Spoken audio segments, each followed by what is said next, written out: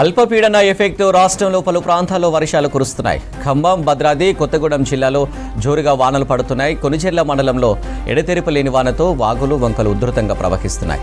తీగల బంజారా గ్రామ సమీపంలో పగిడేరు వాగుకు వరద పోటెత్తుతుంది. దీంతో 12 గ్రామాలకు రాకపోకలు నిలిచిపోయాయి.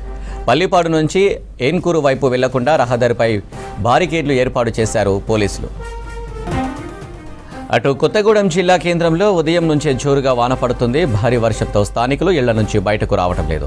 ఎడతెరిపి లేని వానలతో పొలాల్లో వరి నాట్లు వేసేందుకు రైతులు సిద్ధమవుతున్నారు.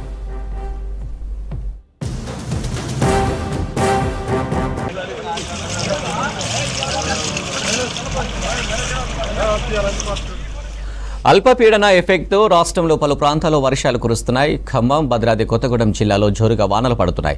కొనిచెర్ల మండలంలో ఎడతెరిపి లేని వానతో వాగులు వంకలు ఉధృతంగా ప్రవహిస్తున్నాయి.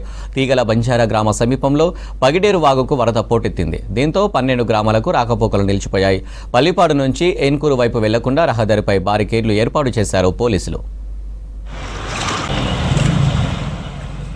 అటు కొత్తగూడెం జిల్లా కేంద్రంలో ఉదయం నుంచే జోరుగా వాన పడుతుంది. భారీ వర్షంతో స్థానికులు ఇళ్ల నుంచి బయటకు రావడం లేదు.